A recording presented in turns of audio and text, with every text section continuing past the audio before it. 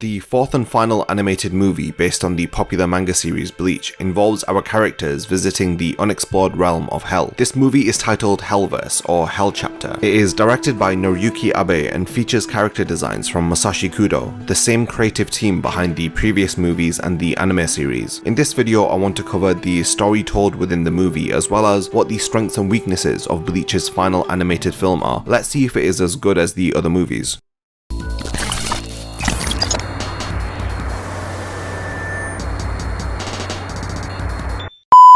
Before the video begins, remember to subscribe and turn on notifications to not miss any of my future uploads.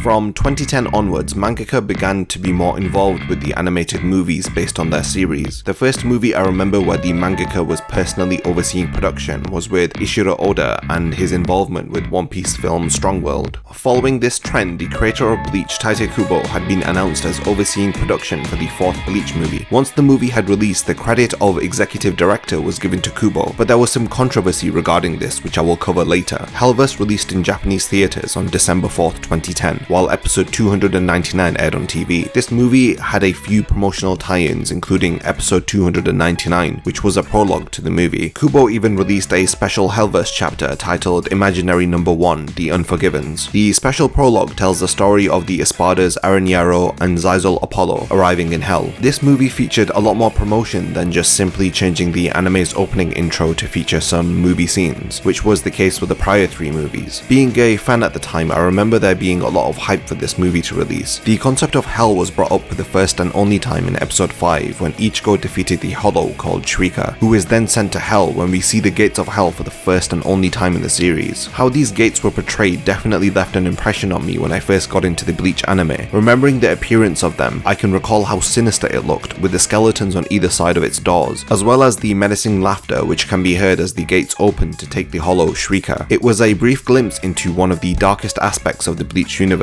and was compelling to see so early on in the series. How is Hell depicted in this fourth movie installment? Is it as sinister as what early Bleach made it out to be? Let's briefly go over the story told in Hellverse and see if it does justice to our expectations of the movie. Hellverse begins with one of the greatest scenes adapted from the Bleach manga. The intro of this movie retells the battle between Ichigo versus Ulquiorra. Heavy emphasis is placed upon Ichigo transforming into the incredibly powerful Vastolore form. After this really cool intro sequence, we see Renji and Rukia who arrive in the human world to investigate some strange goings on. When Ichigo bumps into them and questions them, neither Rukia or Renji reveal much about what it is that they are investigating. Shortly after, while Ichigo and the others are at school, they are attacked by a group of powerful masked individuals. When one of the strangers' masks breaks during their battle with Ichigo and the others, it causes the gates of Hell to appear. A guardian of Hell called a Kusanada comes out of the gate to stab this mysterious masked person. The Kusanada drag him back to Hell. We learn that the masked men are sinners who usually reside in Hell. They cover their faces so as not to be dragged back there. The leader of these masked men is called Shuren. He attempts to kidnap Karin and Yuzu while Ichigo is distracted at school by his underlings. Renji informs him that Rukia is attempting to stop Shuren from taking Ichigo's sisters. Ichigo arrives in time to help Rukia and to stop Shuren, but then a stranger appears called Kokuto, who helps Ichigo by retrieving Karin from Shuren's possession, but they are unable to stop Shuren from leaving with Yuzu, who is taken to Hell by her kidnappers. It appears that Shuren and his men require Ichigo's assistance so that they can fulfill their one wish to be released from Hell. Kokuto then suggests that he can help Ichigo by showing him the path to Hell. Ichigo, accompanied by Uryu, Rukia and Renji, agrees to Kokuto's offer of help. We learn that Kokuto is also from Hell, so what are his reasons to help Ichigo and the others? Ichigo's primary concern is that if Yuzu is not saved from Hell, then she will die there, due to its incredibly poisonous atmosphere. Rukia and Renji are the only ones among our familiar cast of characters who know what Hell actually entails. It is described as a place where souls go to when they are not given permission to cross over to the Soul Society. This happens when a person has committed unforgivable acts during their lifetime. We learn that the dwellers of Hell are bound by chains, unable to ever escape their eternal fate. This description alone was a great way to build up the anticipation to finally get to see Hell, and experience how it is depicted within the Bleach universe. Kokuto also explains that he is helping them because he doesn't like Shuren and his allies, and for that reason they are his enemies. It seems rather rather convincing, right? Rukia, however, questions him and asks what he did to become a sinner himself. He replies by saying that he sold his heart to darkness during his lifetime so that he could protect what he cherishes. I guess we should just accept this as his answer and totally trust this guy. Renji also speaks some sense and questions how they can just trust Kokuto, as he could be anyone, but Ichigo insists he will accept anybody's help as long as they can help him to save Yuzu. Despite all of the caution and apprehension, Ichigo's 2 seconds of shonen headstrong attitude convinces everyone to go along with Kokuto's offer of help. I guess we know who to blame if something were to hypothetically go wrong later on. It is reassuring to hear Rukia tell Renji about a sort of plan to emergency escape from hell if things were to go wrong. Not saying that they will, but you never know who you can trust. Arriving in hell, they rush through to get to Yuzu as quickly as possible, while battling one of the many Kusanada who try to capture them. While Ichigo is fighting them off, his hollow mask appears without him summoning it. He unleashes a incredibly powerful Getsuga Tensho, which causes the others to scold him, as he could have hurt them with the amount of power that was released. Ichigo is surprised by this until Kokuto explains that in hell an individual's true power is easier to harness, hence why Ichigo lost control and his mask appeared without him summoning it. Kokuto also explains that if the Kusanada catch any of them, then they will be trapped within hell for eternity and will be subjected to torture by the Kusanada. They consume sinners who are killed and then are forced to be reborn into the lower level of hell, where if they are caught again, then they will be consumed once more as the cycle of death and rebirth repeats endlessly, until their willpower is non-existent and their physical body reduces to dust. Shuren's underlings make another appearance as the group makes progress by going deeper into hell's different layers. Renji, Rukia and Uryu keep them occupied while Kokuto and Ichigo progress further to where Shuren is located with Yuzu. While on their way there, Kokuto and Ichigo have a little heart-to-heart as Kokuto recovers from an injury he just sustained. Kokuto refuses Ichigo's pity or help as he states that experiencing pain is normal within hell. You do feel somewhat sorry for him. Despite being in pain, he insists that Ichigo focuses his energy on saving his sister. Ichigo learns that Kokuto is concerned about his sister because of what Kokuto mentioned earlier, about selling his soul to darkness to protect what he cherishes. Ichigo assumes that this someone he cherished was related to him. Kokuto reveals he too had a younger sister once, but she died due to Kokuto being an irresponsible older brother. Kokuto then makes Ichigo promise to him that he will save his sister. I guess this guy isn't so bad anymore. I can totally see myself wholeheartedly trusting him. I mean, he had a younger sister too. He knows how it feels like. He can't be that bad, even if he is a dweller of hell, I presume. Back to Renji and the others, they systematically defeat Shuren's minions one by one. Meanwhile, Kokuto requests that after they save Yuzu, if Ichigo could break his chains of hell so that he can go back and apologize to his sister. Ichigo agrees to help him to be freed from hell. I guess if Ichigo is convinced to trust Kokuto, then who am I to doubt him? But wait, how does Kokuto know Ichigo has a power that can break the chains of hell? He asked Ichigo for his help before Shuren even had a chance to explain how Ichigo could help them to be freed from hell. This is very suspicious. Finally arriving in front of Shuren, he demands that Ichigo destroys the gates of hell, believing it will save the sinners. He blackmails him, saying he won't hand Yuzu over until he does as he says. Refusing to accept his terms, Ichigo battles Shuren and his men along with Kokuto. Kokuto sacrifices himself to defeat Shuren's minions. So he turned out to be a great guy who could have been trusted from the beginning of the movie. I feel so bad for doubting him now. Ichigo then becomes enraged and defeats Shuren through using his hollow mask, which amplifies his power within hell. Before being defeated, Shuren explains that it is Ichigo's hollow powers which can destroy the gates of hell. Then in a shocking turn of events, as Ichigo is about to rush towards Yuzu, he is impaled through the chest by Kokuto's blade. Yeah, I was totally being sarcastic about Kokuto being trustworthy. This was the most obvious plot twist in the history of plot twists. I mean, how are you going to trust a guy who lives in hell without being stabbed in the back? So finally the cat is out of the bag as it is revealed that Kokuto lured Ichigo into hell so that he could use Ichigo's hollow abilities to break the chains that are bound to his body, keeping him in hell. I mean, why did he do this if Ichigo agreed to help him break his chains as long as Yuzu was saved? Let's see what he has to say for himself. I shall hope it isn't anything cliche. Kokuto proceeds to spout out cliche backstabbing villain dialogue. He explains that Ichigo now needs to holofy to help him out as he promised. We learn that Kokuto did indeed have a sister. He murdered the people responsible for the death of his sister, but it didn't bring his sister back to life, no matter how much he had hoped that it would have. He then decided to make others experience the same pain he was going through as a form of revenge. I don't understand completely completely what he means here. Did he become a murderer and kill others senselessly, hoping that their relatives could feel the same pain as he does? Or was he sent to hell because he murdered the people responsible for the killing of his sister? I suppose either way he is in hell for murdering people. He continues to explain that one day he saw Ichigo as a Vaster Lorde battling Ukiura through the barriers of hell, and learned that his power could be used to free him from hell. It was at this point in the movie where the story took a huge nosedive for me. I mean, how convenient was it that he just so happened to see Ichigo in Hueco Mundo and knew he was in Karakura Town? The movie doesn't fit into the continuity of the series. There is no way for the events of this movie to occur between Ichigo vs Ukiura leading up to the fake Karakura Town arc. It's difficult to believe what is going on because they linked back the plot of this movie to the plot of the series, and this just really ruined it for me. He continues on to anger Ichigo by telling him that Yuzu has died within hell, thus making her a sinner and doomed to be binded to hell via the chains on her chest. Rukia, Renji and Uryu eventually arrive to help Ichigo, but they are defeated by Kokuto. Ichigo, who is enraged by the situation, transforms into a Vaster Lorde and attacks Kokuto with a blast which destroys most of his chains, along with being powerful enough to actually damage the gates of hell. Renji then breaks Ichigo's hollow mask, which returns him back to normal, and activates a technique which transports Ichigo and his sister out of hell, but at the cost of leaving everyone else behind. The Gotai 13 have arrived in the world of the living as they try to restore the gates of hell, which appear to have been damaged by Hollow Ichigo. Finally appearing back in the human world, Ichigo frantically tries to get help for Yuzu, but even Orihime is unable to remove the bindings of hell from her body. Head Captain Yamamoto sternly tells Ichigo that it was his responsibility to save her, and he failed. He scolds Ichigo by stating how irresponsible he was to go to hell without any authorization, and he didn't achieve anything but make the situation worse than what it was. The head captain is referring to the broken gates of hell releasing their poisonous atmosphere into the human world now. As if Ichigo didn't have enough reasons to be devastated, the head captain is literally kicking him while he is down. Of course he feels bad about putting the human world in danger, as well as not being able to save his sister Yuzu. While Ichigo is sat with a lifeless Yuzu, Byakuya arrives to speak with Ichigo. This is a great interaction between the two of them, as Byakuya questions why he won't look at him while he is speaking to him. Ichigo understandably cannot face him, while knowing he left Renji, Rukia and Uryu behind in hell. Their sacrifice appears to have been in vain, as it was too late for Yuzu. Byakuya reminds him that he needs to consider the meaning of why they stayed behind to let him escape.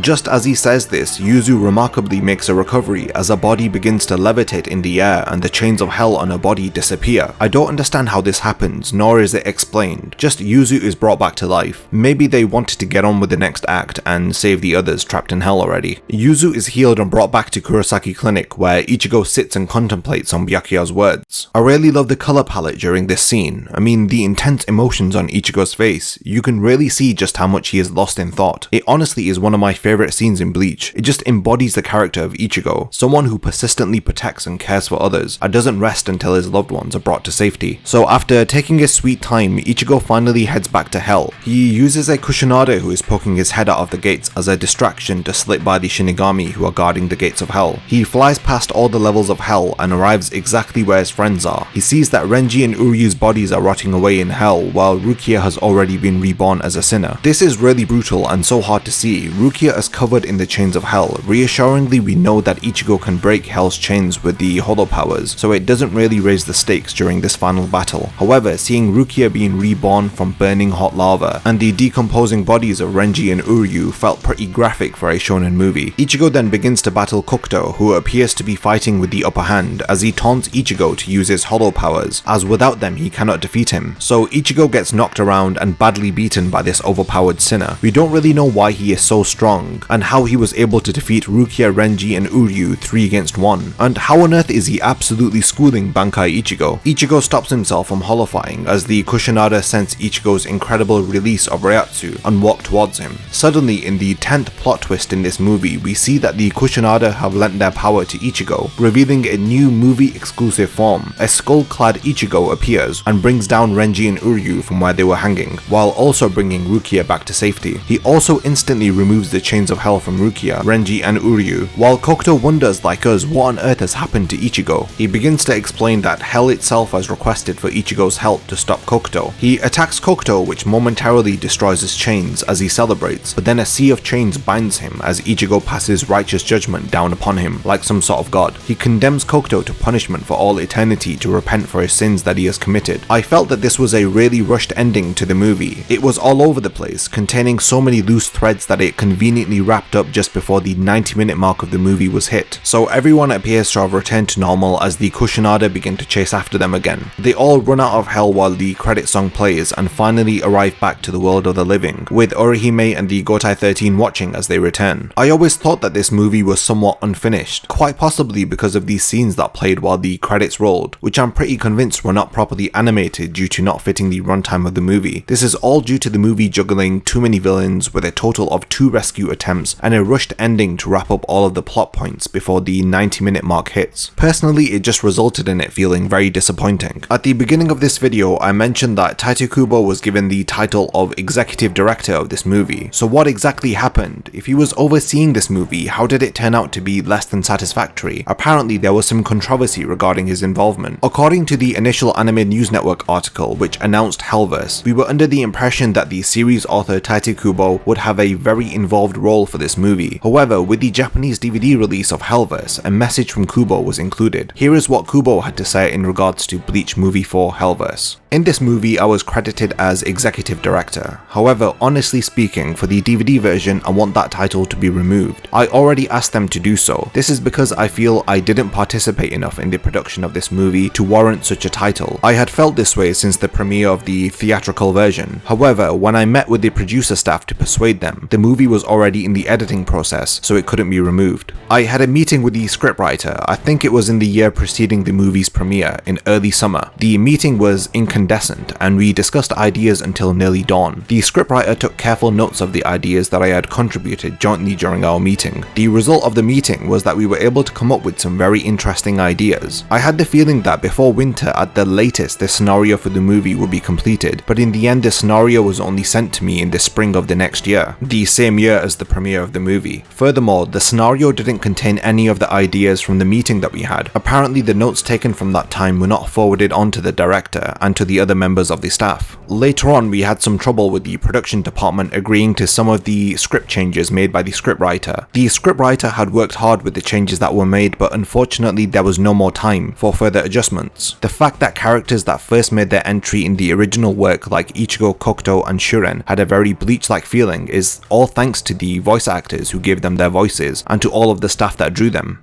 Prior to making this video, I knew Kubo wanted his name removed as the executive director, but I didn't know the reason as to why. This is explained entirely why Kubo didn't want his name associated with this movie. Rightfully so, as he states none of the ideas he discussed with the scriptwriter were communicated onto the team. I don't understand what they were thinking. They got Kubo involved but went on and did whatever they wanted anyway and proceeded to promote the movie as a production that had close involvement from Kubo himself. I remember thinking that if the original series author was going to be involved, then it will be a movie which is a cut above the rest. But unfortunately it had so many plot holes. From Kubo's comments it is evident that the production indeed didn't have enough time to include script rewrites and additional changes which were needed to make the movie feel maybe more coherent. After watching this movie recently, it is evident that something feels off and not right about Hellverse. Just look at the inclusion of the two antagonists, Shuren and Kokuto. Neither of them are given the right amount of time to develop an interesting story around them, especially in regards to Shuren, who we know absolutely nothing about. He is a very generic filler character. This movie was very ambitious. You can see that there was an attempt to really engage fans by trying to fit this movie within the continuity of the series, but it just doesn't make any sense. If they included Kubo's original ideas, then the story of the movie may have done well to fit within the continuity of the manga. The story of this movie really does feel like way too many ideas crammed into a short amount of time. It results in the movie feeling rushed and not providing enough exposition and dialogue for some scenes, and it makes me further believe that there may have been cuts made to fit the story within the specified runtime of the movie. I mentioned previously that Kokuto as a character had a few flaws that made me wish that they had taken more time to write his character a bit better. Instead, it feels like he was forcefully trying to gain the trust of Ichigo and the others, especially in moments like when he made Ichigo promise to save Yuzu. It just felt so unneeded and generic, almost like he was saying nice things just to appear as though he didn't have ulterior motives. It felt to me that he was trying a little too hard to relate to Ichigo's ordeal. The plot twist where it reveals that that he is a villain was honestly like watching a train wreck in front of you. How the music drops, the dramatic scene composition, and the shock on Ichigo's face. It is funny because you can see they really wanted you to feel a sense of betrayal and suspense, but it is so hard to feel this when it was so predictable. What I did enjoy about this movie was the beginning portion of it. It was enjoyable to see Ichigo and the others battle in Karakura Town, also seeing the build up to what was leading up to be an interesting plot until they really dropped the ball and didn't properly develop the characters or continue to make the story feel captivating. In terms of art and animation, it is without a doubt that this movie features some of the best action scenes from the Bleach media franchise. This really is the best that Bleach has ever looked. Despite the shortcomings in the plot and characterization, I felt that the team behind the art and animation really brought their best effort to the table here. I did like the concept behind hell in the Bleach universe, and even found that some of the imagery was pretty grotesque and brutal, which is exactly what you expect from a place like hell. Continuing the same trend with the previous movies, the operatic soundtrack for this movie is a great addition, and once again the credit for the musical composition goes to Shiro Sagisu. The music really adds to the visuals and helps convey the terror and misery within hell. I really didn't intend to dislike this movie or want to find its flaws. I was in fact looking forward to watching it. I remember when it came out I did enjoy it a lot, but having to look at it with a critical lens, it really does fall apart due to its flaws and obvious shortcomings. To put everything into perspective, this was the fourth movie where Ichigo battles a villain, the Soul Society disagrees with his actions, but eventually Ichigo's will to protect is too overpowered and he ends up saving the day, the end. The movies follow a very formulaic plot, and I had hoped with the involvement of Kubo this movie would have been a breath of fresh air. Instead they canned Kubo's ideas and banged his name onto the promotional media. As a fan of this franchise, I really feel cheated by this. It does make me wonder what kind of ideas Kubo had suggested in his meeting with the scriptwriter, and what this movie may have turned out to be like if they had better communication and organization for the production of the movie. What did you think of Bleach Hellverse? Let me know if this video has changed your mind about this movie, or if you still found it to be an enjoyable experience.